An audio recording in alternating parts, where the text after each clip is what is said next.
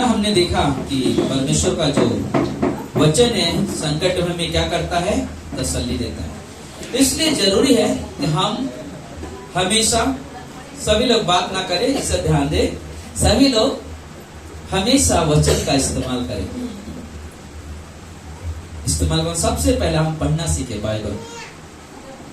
हम बाइबल पढ़ने का आदत डालें अपने जीवन में कि बाइबल पढ़ना है। बाइबल खोलने का आदत डालो, खोलोगे तभी पढ़ सकते हो ना। बाइबल पढ़ो, बाइबल खोलो। बाइबल में यह होना मालूम होना चाहिए कि कौन सी किताब किस किताब के बाद आती है। ये हमें विश्वासियों को होना चाहिए, उनके अंदर हम ज्ञान होनी चाहिए, बुद्धि होनी चाहिए इसके बारे में। और जब हम वचन पढ़ते, जब हम वचन समझेंगे तो क्या होगा मालूम है, ये हमारे लिए बुद्धि प्रदान करेगी, बुद्धि प्रदान करेगी, हमें सिखाएगा, शिक्षा मिलेगी बाइबल से। और ये हमारे लिए बहुत जरूरी है क्योंकि प्रभु के प्रति भय का ही जीवन बुद्धि का मूल्य है। प्रभु के प्रति भय का जीवन ही बुद्धि का मूल्य है। परंतु मूर्ख लोग ही इसे परमेश्वर की बुद्धि और शिक्षा को क्या समझते हैं, तुच्छ समझते हैं। जरूरी है कि हम परमेश्वर के वचन को समझें, परमेश्वर के वचन को क्या करें, समझें। उसी अध्याय में लिखा हुआ है 32 वचन में, लेकिन उससे पहले मैं कहता हूं, प्रभु की भक्ति करने से, प्रभु की भक्ति करने से दृढ़ आत्मा और विश्वास जागता है। जब हम प्रभु की भक्ति करते हैं तो दृढ़ आत्मा विश्वास क्या करता है, जागता नहीं, जागरूक होता है। क्योंकि हम क्या कर रहे हैं कि परमेश्वर के आराधना, परमेश्वर के वचन में लवलीन होना, यह हमें बताता है कि हमारी आत्मा दृढ़ है और हमारा विश्वास में हम क्या है, जागरूक है। हम विश्वास में जागरूक है और वो हमें जरूरी है। इसलिए 1 वचन का, नीति वचन का 32 वचन कहता है, अज्ञानी मार्ग से भटक जाते हैं और उनका भटकना मृत्यु का कारण बन जाता है। अज्ञानी यानी जिसको ज्ञान नहीं होता है, वो भटक जाते हैं वचन से, संसार में चले जाते हैं, परमेश्वर को भूल जाते हैं और इसलिए उन्हें क्या होता है, उनके कारण में मृत्यु का कारण होता है उनके जीवन का। आगे कहता है, मूर्खों का आत्मा संतोष उनके विनाश का कारण हो जाता है। मूर्खों का क्या है, आत्मा जो है संतोष उसके कारण क्या हो जाता है, विनाश का कारण हो जाता है। कारण क्या होता है कि हम विश्वास करते हैं प्रभु पे, हम उसके समझ का उपयोग नहीं करते।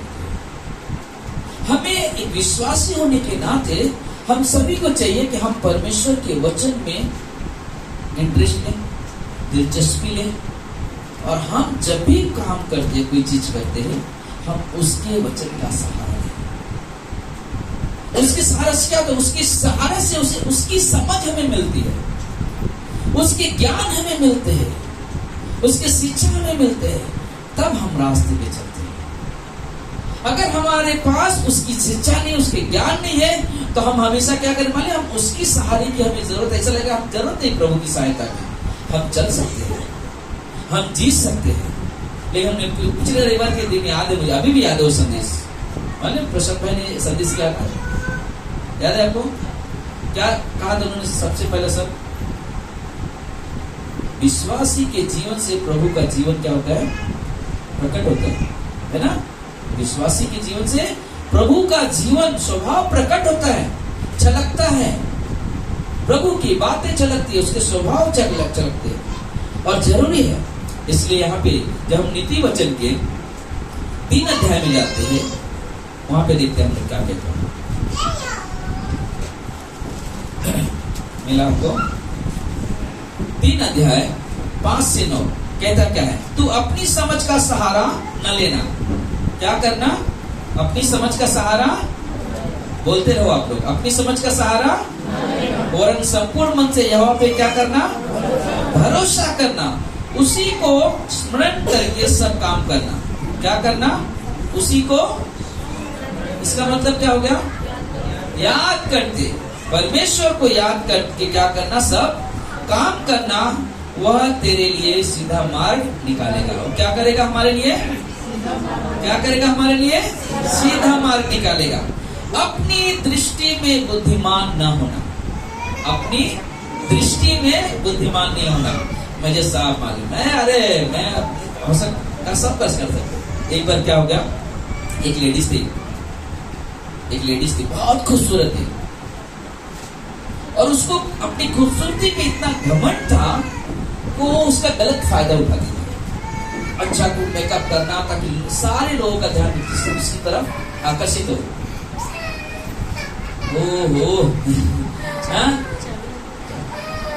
मेरा चाबी ले लो घर का। बहुत ही खूबसूरत थी, तो उसका काम क्या था? अपनी खूबसूरती को और अधिक संवारना, ताकि जब निकले गली से, रास्ते से, अपने घर के क्या बोलते बालकनी में खड़े हो तो सारे लोग उसको ऐसे देखते रहे। उसको आदत पड़ गया था, और उसको एक चीज था कि मेरे जैसा कोई नहीं हो सकता, तो मैं अपने हिसाब से मुझे अपने आप को रखना है, मुझे किसी का परवाह तो नहीं, लोग मुझे देखना चाहिए, लोग मुझे क्या करना चाहिए? देखना चाहिए। अक्सर होता है ना, रास्ते में निकले कोई चमकीला चीज दिखाई दे दिया, सब आदमी फटाक से पता कि वैसे ही लोग ऐसे ध्यान होता था। तो उसके अंदर सबसे बड़ी चीज क्या थी? वो अपनी ज्यादा अपनी समझ का उपयोग करती थी कि मुझे कैसे करना। एक दिन क्या हो गया, वो बहुत बीमार पड़ गई, बहुत बीमार पड़ गई। अब उसको बीमारी का इलाज कर करके थक गई, कोई इलाज नहीं हो रहा है, कोई उसको मदद नहीं मिल रहा है, और वो बीमार पड़ गई। और जब उधर से उसने देखा क्या करना है, तो बोले अभी मैं क्या करूं, क्योंकि जब वो सही थी उसे कई बार एक पास उस रास्ते से गुजरते थे, सुसमाचार बांटते उसे देते थे, लेकिन उसने क्या कर दिया मालूम? उस परमेश्वर के वचन का इनकार कर दिया। उस दिन वापस उस पासी को आते हुए देखा, तो देख के आके बहुत हाथ जोड़ के रोने लगी, बहुत रो रही है। और पास्टर ने देख के उसको तरस कहा कि बेटी मेरे पास रोने से कुछ नहीं होगा, क्योंकि जब तेरे दुख है ना, अगर तू जो रो रही, जिस दुख के कारण रो रही है, उस आंसू को मेरे प्रभु के सामने जा। कहां जा? मेरे प्रभु के सामने जा। तू अपने पापों का अंगीकार कर, तू उसे अपना उद्धार करता स्वीकार कर, तो तू तुझे क्या करेगा? सुनाई देगा। अब उस स्त्री का क्या? अपनी उधरी ना पास्टर मेरे घर में आओ, प्लीज मेरे घर पे आओ। पास्टर की वाइफ टीम गए घर के अंदर, और वो अपने घुटनों पे जाकर ना प्रार्थना कर लिए, प्रभु मुझे क्षमा करो, प्रभु मुझे क्षमा करो, मैं आपकी योग्य नहीं हूं, क्योंकि मेरा जो जीवन है बहुत ही बेकार है। मैं चरित्रहीन औरत थी, मैंने अपनी सुंदरता का गलत फायदा उठाया, मैंने अपने जीवन को हमेशा अपने बुद्धि, अपने ज्ञान से संवारा, और लोगों के जीवन में ना अलग प्रभाव डालने की कोशिश कर रहे थे। लेकिन प्रभु आपकी जरूरत है, मुझे क्षमा करें, मैंने गलत किया। मालूम क्या हो गया? उसे क्षमा कर मिला। फिर उसने जब उसके अंदर, उसके मन में एक संतुष्टि पैदा हुई, उसने क्या किया मालूम है? वो पास्टर प्लीज आप मेरे लिए प्रार्थना करो। और जब उस पास्टर उसके लिए प्रार्थना किया, वो चंगी हो गया। हालेलुया। जरूरी है कि हम जब तक हम अपने पापों का निवारण नहीं करेंगे, तब तक हमें क्षमा परमेश्वर नहीं दे सकता। हमें व्यक्तिगत तौर से परमेश्वर के पास जाना है, हमें प्रार्थना करना है, और परमेश्वर के पास जाकर अपने पापों का, तो मतलब उस स्त्री ने काम किया, उसके जीवन में काम है। कारण क्या था? कारण ये था कि उसने पहले अपनी समझ का सहारा लेके जी थी, लेकिन आज क्या हो गया उसके जीवन में? आज परमेश्वर का सहारा मिला। हालेलुया। हम चाहे किधर भी हो, कैसी भी परिस्थिति में हो, परमेश्वर की जरूरत हमें हमेशा लगी रहेगी और हमेशा पड़ेगी। 4 अध्याय देखेंगे नीति वचन का, 4 अध्याय।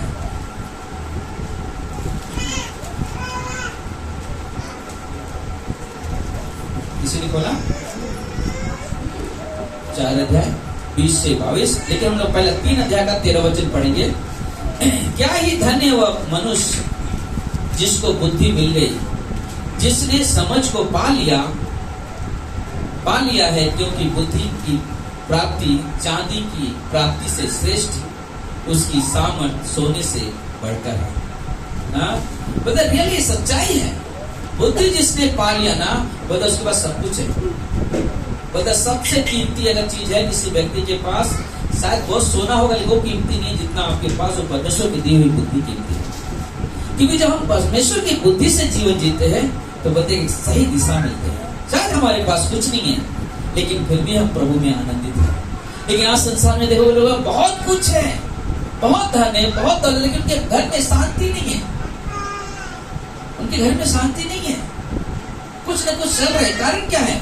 क्योंकि उनके पास सच्चा परमेश्वर है। दूसरा चीज, जब सच्चा परमेश्वर है तो बुद्धि कहां से मिलेगी? तो जरूरी है कि हमें सच्चे परमेश्वर की जरूरत और बुद्धि की जरूरत। तो बोलते कि यहाँ पे लिखा 3:13 में कि क्या ही धन्य मनुष्य जिसे बुद्धि मिल गई, जिसने समझ को पा लिया, क्योंकि बुद्धि की प्राप्ति चांदी की प्राप्ति से कहीं श्रेष्ठ है। सचमुच श्रेष्ठ है। 4 अध्याय का 20 से 22 पढ़ते क्या लिखा हुआ है?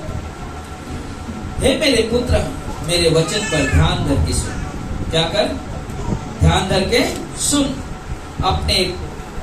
अपना कान मेरी बातों पर लगा, इनको अपनी आंखों की ओट न होने दे, वरन अपने मन में धारण कर, क्योंकि जिनको वे प्राप्त होती है वे उनके जीवित रहने का और उनके सारे शरीर को चंगा कर रहने का कारण होती है ना।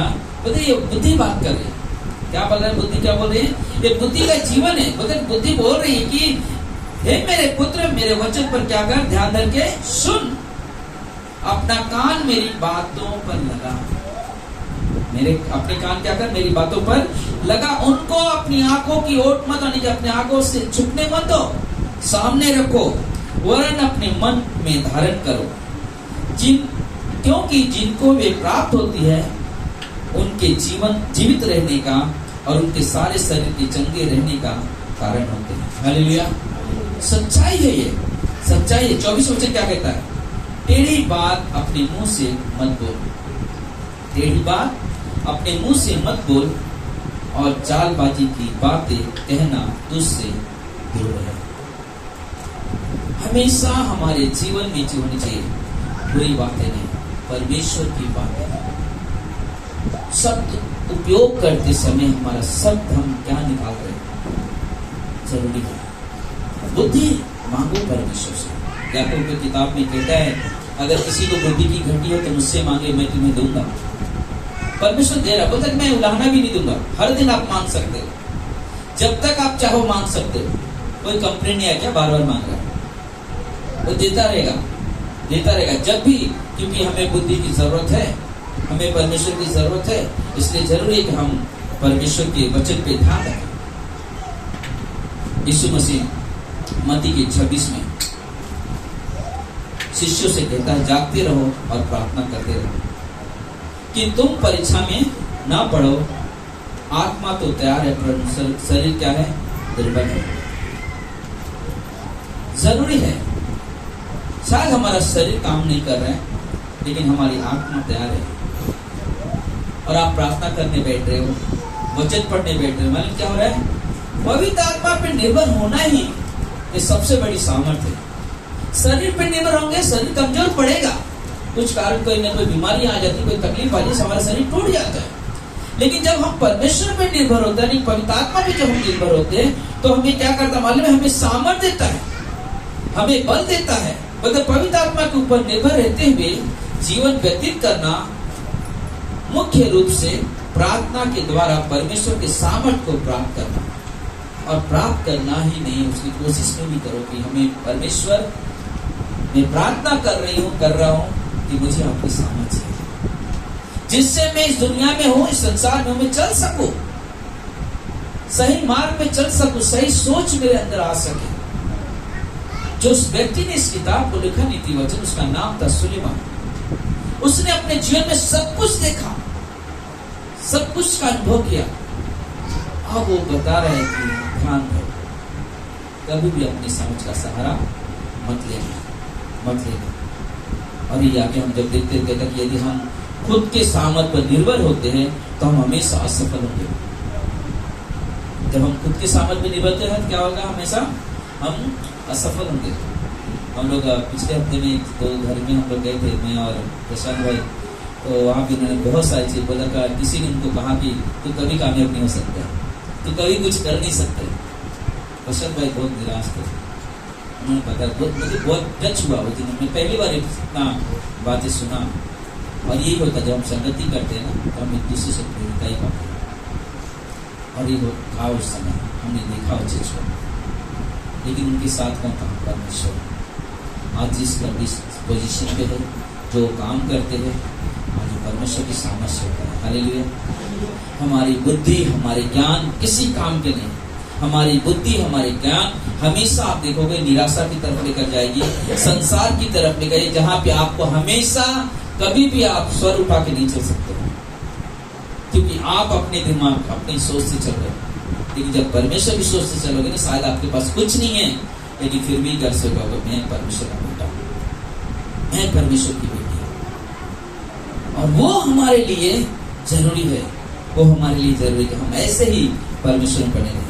इसलिए जरूरी है कि हम अपने मन को नियंत्रण में रखें, क्योंकि मन क्या है? चंचल है। मन ही हमें जरूरत है कि उसको हम नियंत्रण में रखें, क्योंकि वो चंचल है।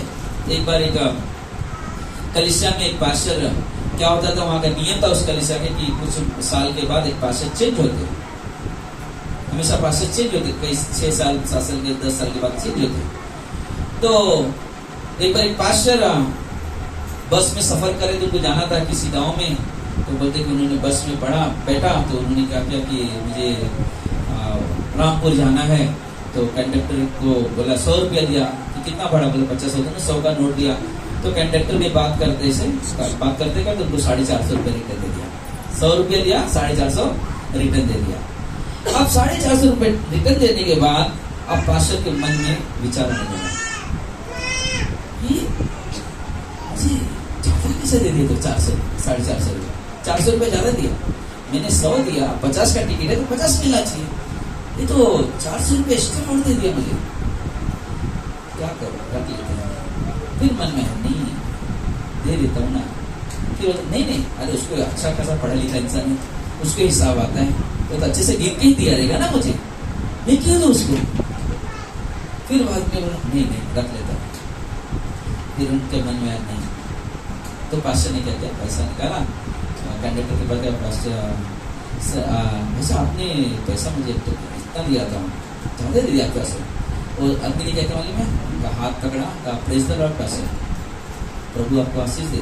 बोले कि मुझे मालूम था आप मेरे चर्च के नए पास्टर आने वाले हैं, और मैं उस कलीसिया का सदस्य हूँ। मैं आपके मन को जांच रहा था कि पैसे के प्रति आपका मन कैसा है। रियली मन कभी भी किधर भी जा सकता है, मन किधर भी जा सकता है। पैसा हो, किसी चीज का लालच हो, जा सकता है, जाता है लोगों का मन। व्यभिचार की तरफ हमारे मन जाते हैं ना, किसी के दागिना देख रहे ज्यादा मन, अरे हमारे पास भी होने चाहिए, उधर लालच बढ़ जाता है। कहीं पे भी हमारे मन, क्योंकि मन ऐसा है, मन कब कहां विचरे मालूम। इसलिए यिर्मयाह के 17:9 कहता है कि मन चंचल है।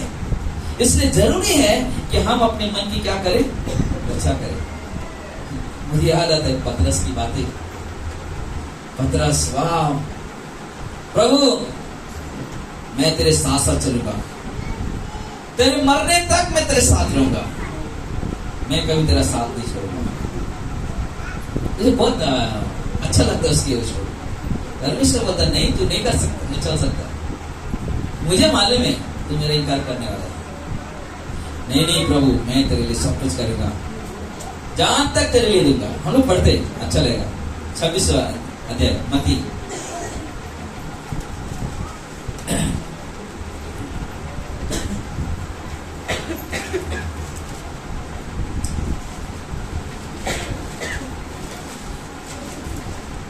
हाँ, 26 अध्याय 33, 34, 35, 33, 34, 35।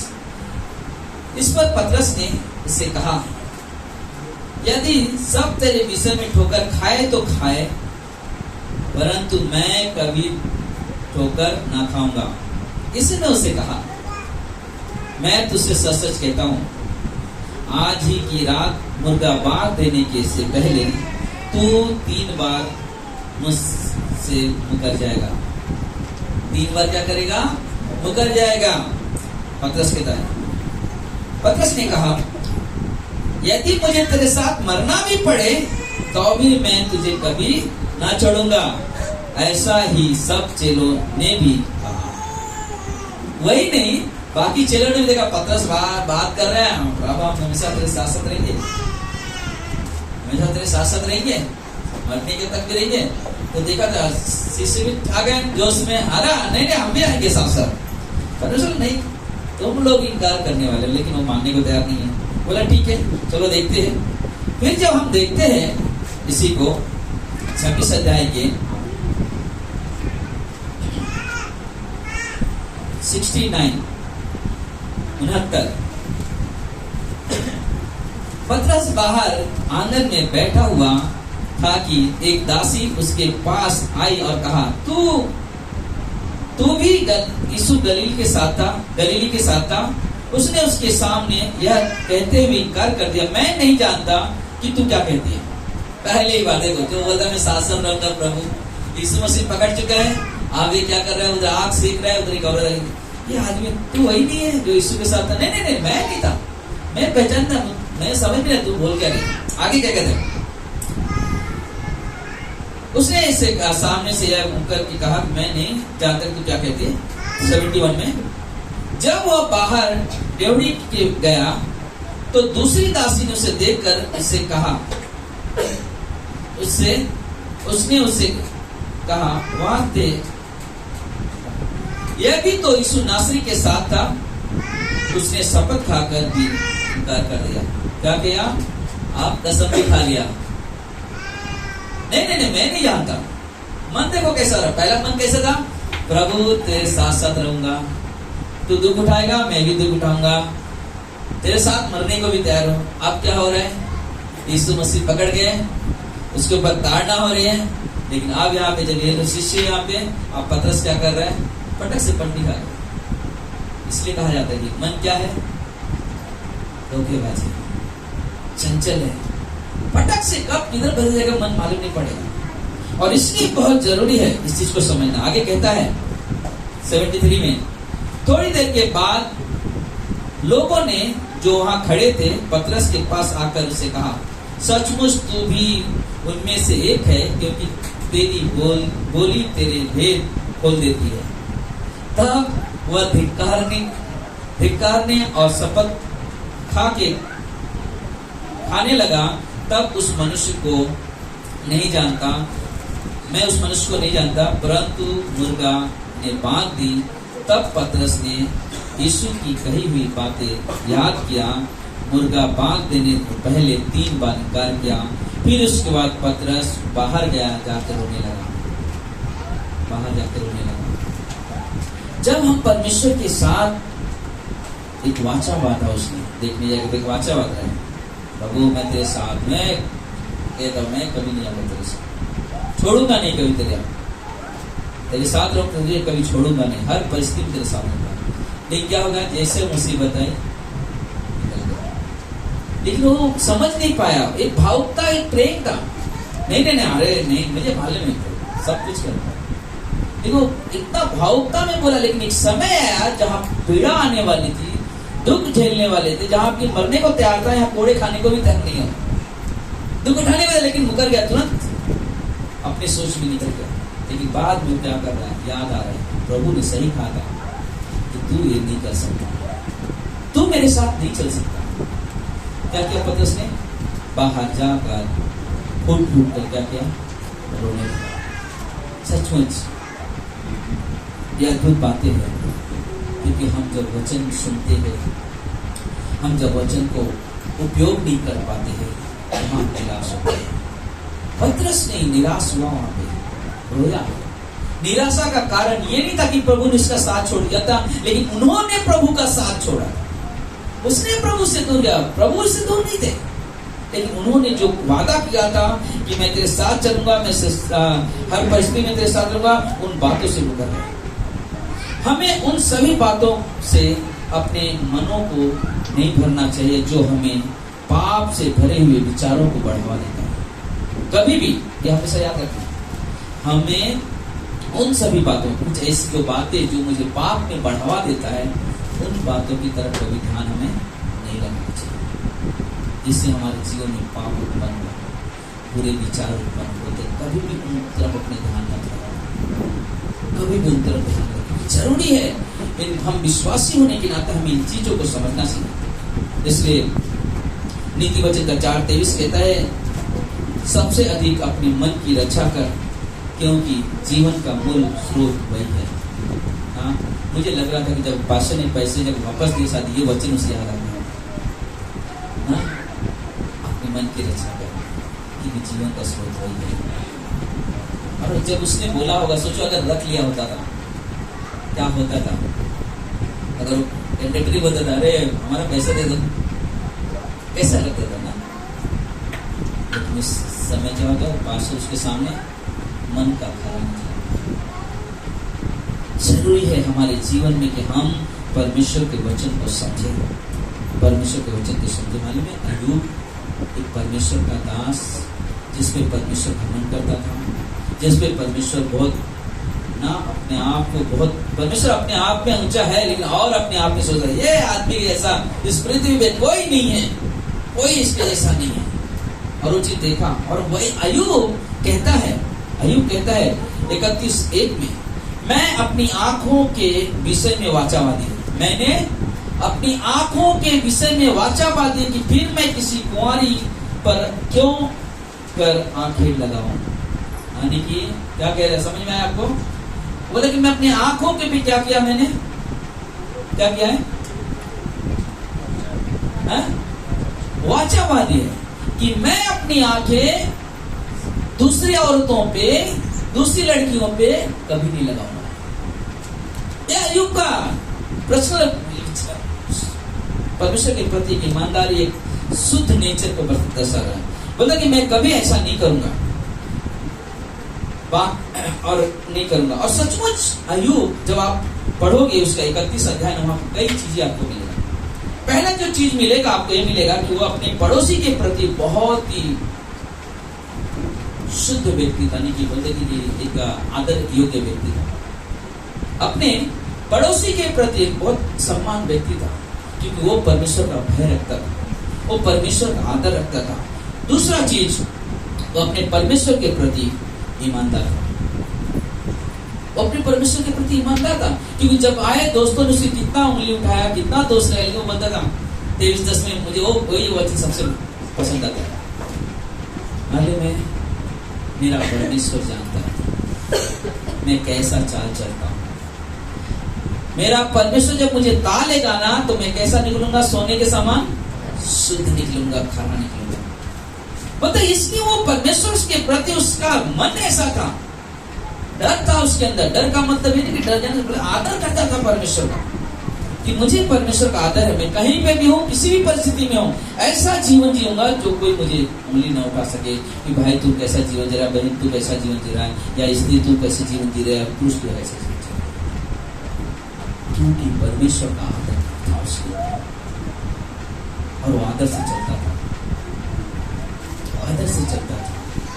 इसलिए परमेश्वर कहता है, इस पृथ्वी पर अय्यूब के जैसा कोई खराब व्यक्ति नहीं है, कोई धर्म नहीं, अय्यूब के जैसा कोई व्यक्ति नहीं है। ये उसकी परमेश्वर सम्मान दे रहा है उसका, परमेश्वर उसकी आदर कर रहा है। आगे एक चीज कहता है, अपने निर्दोषता का दावा करता है कि मैं निर्दोष हूं, मुझे मालूम है, मेरे दुख है, मेरे पास मेरे घाव भर गए हैं, मेरे 10 बच्चे मर गए, मेरी सारी संपत्ति जल गई, मेरे अनाज जल गया, सब कुछ हो गया, लेकिन मैं जानता हूं मैं खरा हूं। अरे कहता मैं खरा हूं, क्योंकि मालूम है मैं कई बार हमने कहा, अभी मैं वापस कहता हूं, एक विश्वासी का विश्वास, वो खुद जानता है मेरा विश्वास कितना है परमेश्वर पे। दूसरा परमेश्वर, तीसरा व्यक्ति जो होता है, जैसे अभी मैं बताऊं, मैं अगर आपको देखूंगा तो आप चलते उस हिसाब से मैं आपको बोल सकता हूं इनका विश्वास बहुत अच्छा। आपके बातों से मैं बोलूंगा, या कोई और भाई बहन आप एक दूसरे को बोले, वाह बहन आपका विश्वास बहुत अच्छा, अरे भाई आपका विश्वास बहुत अच्छा, कैसे वो देखेगा तो। लेकिन उसके अंदर क्या है, एक तो विश्वासी खुद बता सकता है कि मेरा विश्वास कैसा है, दूसरा परमेश्वर बताएगा कि इस बेटे का विश्वास, इस बेटी का विश्वास कैसा है। इसलिए हमारे लिए जरूरी कि और जब यहाँ पे देखते हैं हम आयुब को तो बोलता है कि मुझे मालूम है मैं निर्दोष हूं। एक चीज और कहता है, बोलता है कि मैं वासना से बैर रखता हूं,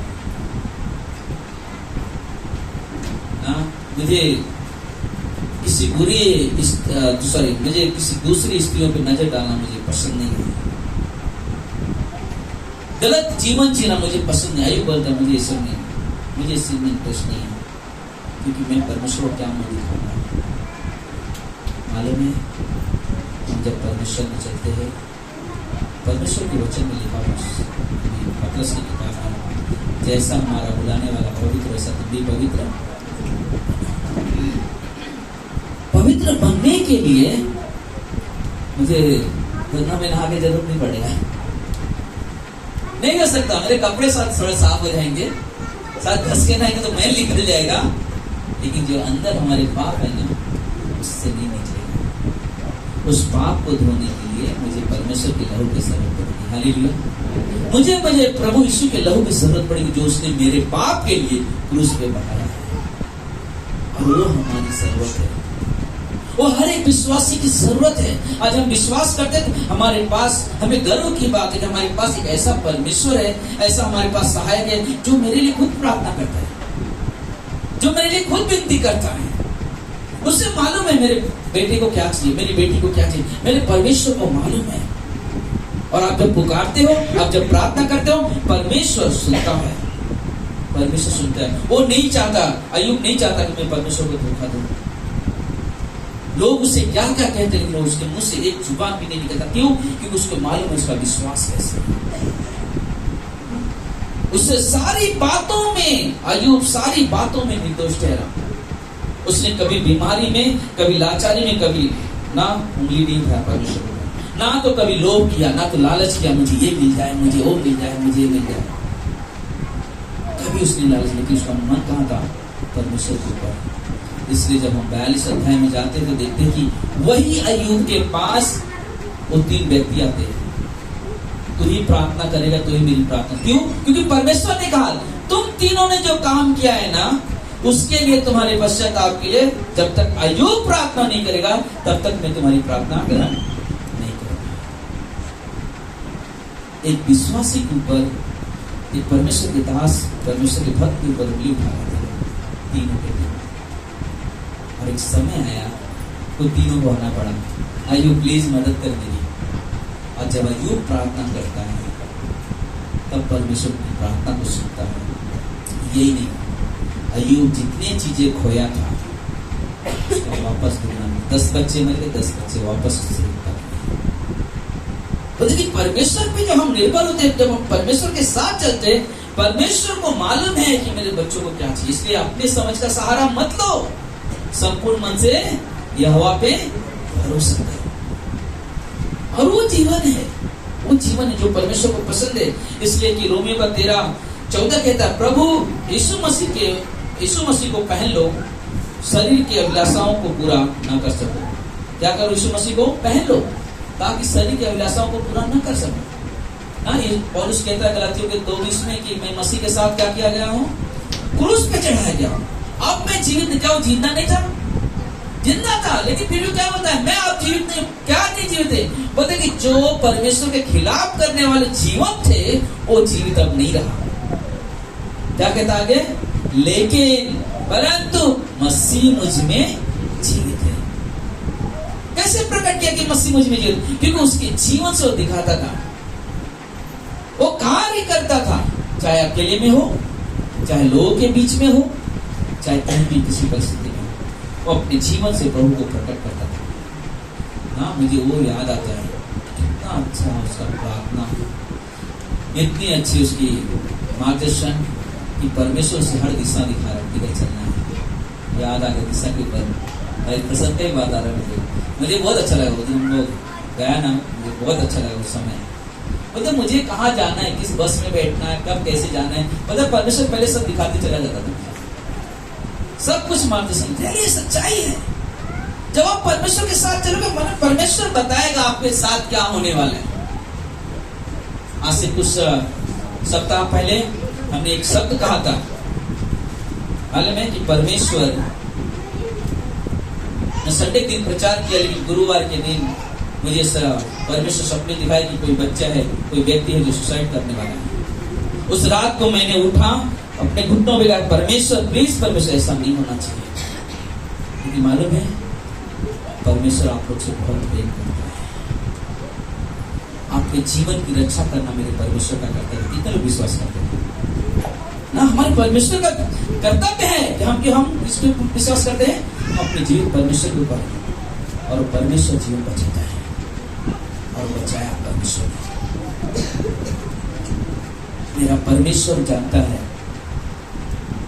कब किसके साथ में कैसा बर्ताव करना है। मेरा परमेश्वर जानता है कहाँ पे किसको खड़ा करना, कहाँ पे किसको बिठाना है। हमेशा प्लीज सब लोग ध्यान देना, 5 मिनट अपने जीवन को परमेश्वर की वचन की तरफ लगाओ। ये हमारा जीवन है, बाकी कोई जीवन नहीं है। अपने जीवन को बाइबल की तरफ लगाओ। परमेश्वर आपसे बातें करने को तैयार है। परमेश्वर आपसे बातें करने को तैयार है। हमने कल या परसों दिन हमने ऑडियो मैसेज भेजा था। सौम्य छोटा सा बच्चा है, बड़े बड़े लोगों से परमेश्वर ने बातें की, तो उस बच्चे से बातें किया परमेश्वर ने। और उस बच्चे का हृदय कैसा था, एकदम उत्साहित था, क्योंकि 3 बार एली के पास जाके आ चुका था, लेकिन चौथी बार थी तो एली ने कहा कि ये परमेश्वर की आवाज है, और वो तैयार था सुनने के लिए। ना परमेश्वर तुम मुझसे बात करने वाला है, वाह परमेश्वर मुझसे बात करने वाला है, और एकदम तैयार। जैसे ही आवाज आता है, सामुएल सामुएल, हाँ प्रभु बोल। सोचो, एक छोटा सा बच्चा आलोक के जैसा, और वो सोया हुआ है, परमेश्वर आवाज दे रहा है, और वो कहाँ परमेश्वर में आगे हो। मालूम है, जब तक हमारा ध्यान उन चीजों पे लगा ना हो, हम सुन नहीं सकते। आपको और एक आइडिया बताता हूं।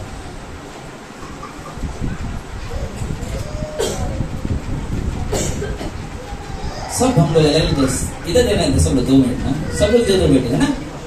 अगर एक कॉइन में गिराऊंगा, सबके कान में आवाज आएगा, है ना?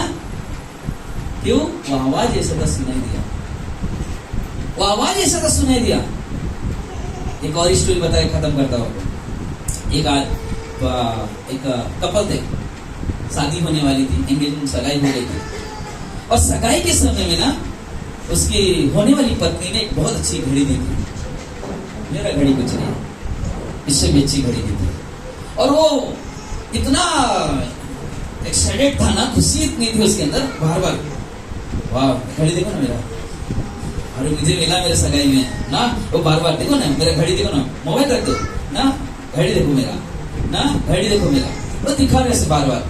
तो लोग भी बोले वाह कंग्रेचुलेशन। ऑफिस में गया, फैक्ट्री में गया, क्योंकि लकड़ी के फैक्ट्री में काम करता था, उधर का सब लोग बोला कंग्रेचुलेशन, सब हाथ मिला रहे खुश कर। और वो बाहर इतनी खुशी है उसके अंदर, वहाँ मुझे बहुत इतनी मैं ऐसा सोच रहा था, शायद कभी खरीद नहीं सकता था। इसलिए क्या किया उसने, बहुत खुशी थी उसकी बताने के लिए। क्या हो गया, बात उन्होंने कुछ समय के बाद घड़ी उसके हाथ से कब गिरा उसको मालूम नहीं पड़ा। अब वो घड़ी के पीछे मेरी होने वाली पत्नी क्या बोलेगी, जब एक घड़ी भी संभाल पाया तो मुझे कैसे मिलेगा।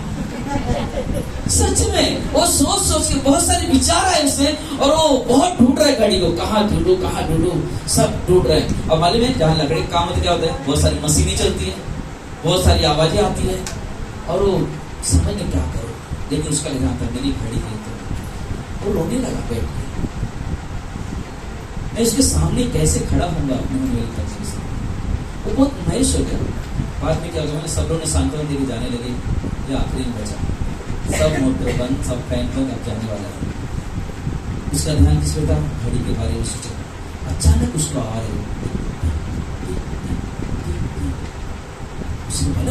एकदम उसके अंदर बहुत खुशी हो गया, अरे मुझे लगता मेरी घड़ी की आवाज आई। उसने फटाफट सामान हटा, देख रहा है उसकी घड़ी मिली, और वो बहुत खुश हो गया, बहुत खुश हो गया। मैं आपको यही बताना चाहता हूँ, जब हमारे ध्यान परमेश्वर की आवाज सुनने की तरफ होंगे ना, हम हमेशा आनंद मनाएंगे। हालेलुया। हमारे ध्यान होनी चाहिए कि मुझे परमेश्वर तेरे वचन सुनना है, मुझे तेरे साथ चलना है परमेश्वर, तू मुझे बता परमेश्वर।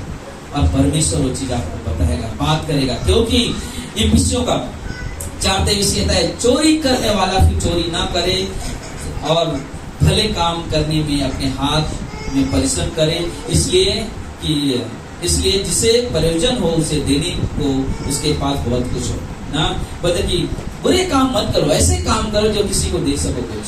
देने का मतलब धन दौलत ही नहीं, मतलब आप के पास वो गिफ्ट है, वो वरदान है। शायद आप किसी के लिए प्रार्थना करो, उसकी बीमारी चंगाई पाएगी। शायद आपकी प्रार्थना से किसी की जरूरत पूरी हो जाएगी। लेकिन यहाँ पे पौलुस यही बोल रहा था, तुम उस योग्य बनो ताकि किसी को कुछ दे सको। आपके द्वारा किसी को चंगाई दी जाएगी। शायद आप ज्यादा धन है तो आप किसी को कुछ मदद करोगे, उसके बाद कार्य हो जाएगी। इसलिए हमेशा हमारा ध्यान, हमारे मन परमेश्वर, क्योंकि परमेश्वर का वचन हमें क्या कहता है, संकट के समय में संगी रहता है। वचन पे मन लगाओ, वचन के साथ चलो। आमीन। आइए हम लोग प्रार्थना करें। परमेश्वर प्रभु यीशु हम धन्यवाद देते हैं, सारा आदर, सारा महिमा, सारा गौरव आपको देते हैं प्रभु जी। आप हमारे परमेश्वर हो, आप हमारे राजा हो प्रभु जी। आप हम सभी से प्रेम करते हो प्रभु जी। इसलिए मेरे पिता, मेरे परमेश्वर, हम आपसे विनती करते हैं, यहाँ पाए हर एक परिवारों को आपके हाथों में देते हैं प्रभु। हर एक के जीवन में प्रभु जी आपके सामर्थ काम करे प्रभु जी, ताकि प्रभु जी हर एक लोग आपके वचन के साथ चलने वाले बने, आपके वचन में जीवन जीने वाले बने, आपके प्रेम में बने हुए रहने वाले बने। हे मेरे पिता, मेरे परमेश्वर, मदद करें, सहायता करें। हम इंसान कमजोर है, लेकिन प्रभु जी आपकी सामर्थ हमें बल देती है, आपकी सामर्थ हमें संभालती है, क्योंकि प्रभु आप मेरे परमेश्वर हो। आप यहाँ पे बैठे हुए लोगों के परमेश्वर हो। आज जो लोग नहीं आए सभा में, उनके परमेश्वर हो प्रभु जी। और हमारी यही प्रार्थना है प्रभु जी, आप समूह के जैसा आवाज दे, ताकि हम सुनने वाले बन सके प्रभु जी। आज जो हमने संदेश सुना, हमने जो संदेश पे ध्यान लगाया, मन लगाया परमेश्वर, इस संदेश से हम और कुछ नया सीख सके प्रभु जी, हम कुछ और अधिक कार्य कर सके परमेश्वर। ये हमारी प्रार्थना है प्रभु आपसे, हमारी विनती है प्रभु जी। जितने भी लोगों ने प्रभु जी थैली में परमेश्वर आपके दान दशंश डाले प्रभु जी, काम धंधे में आशीष बरकत देना प्रभु जी, उनके संग रहना परमेश्वर प्रभु जी। और जितने भी लोग प्रभु क्रिसमस के लिए दिया है या देने वाले प्रभु जी, उनके भी अगुवाई करना, मदद करना प्रभु जी। जो भी पैसे की कमी है परमेश्वर, 47,000 कम है परमेश्वर, लेकिन मुझे विश्वास है मेरे प्रभु, मेरे पिता, मेरे परमेश्वर, ये कार्य आपका है प्रभु जी, और आप पूरा करोगे। आपके पास वो सामर्थ्य, हमने देखा परमेश्वर, 5 रोटी 2 मछली 5,000 को खिला सकते हो प्रभु जी। तो परमेश्वर क्यों ना इतनी बड़ी मंडली से आप अपनी बड़ी महिमा करवाएंगे प्रभु जी। इसलिए प्रभु हम आपको धन्यवाद देते हैं प्रभु जी। मदद करें हर एक भाई बहन को छुए परमेश्वर, उनसे अपनी महिमा की बातें करें, प्रशंसा की बातें करें। हमारी प्रार्थना, हमारी विनती है प्रभु जी। धन्यवाद देते हैं, सारा आदर, सारा महिमा आपको देते हैं प्रभु यीशु के नाम से सब कहते हैं।